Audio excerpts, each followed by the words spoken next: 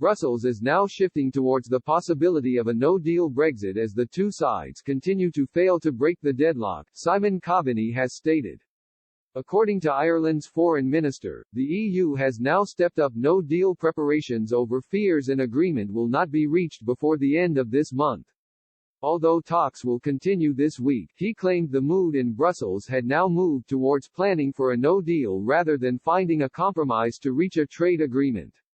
He said, "I think there is a great deal of frustration on the EU side, not just within the EU negotiating team, but also across member states.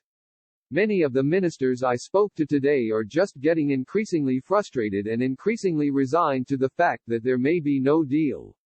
In Brussels, the mood is starting to shift to contingency planning for a no deal as opposed to the compromises that are necessary to get a deal done. Today, the Irish official had also warned Wednesday was the final deadline for a deal to be agreed. He also called for further intervention at the national level in order to break the deadlock. He said earlier today, "Beyond Wednesday we're into a European Council meeting and I think if there is no deal by Thursday, then leaders within the EU will certainly start to think about contingency planning for a no-trade deal Brexit."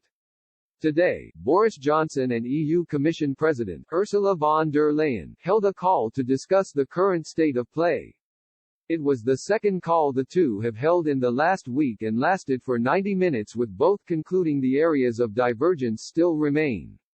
Mr. Johnson will now travel to Brussels in order to attempt to break the current impasse between the two sides. EU leaders had hoped a deal could be reached in time for the EU summit on December 10 before it is then passed to the European Parliament for ratification. UK officials have also expressed the conclusion talks will fail and the two sides will not agree a deal before the end of the transition period. One UK source said, "Talks are in the same position now as they were on Friday.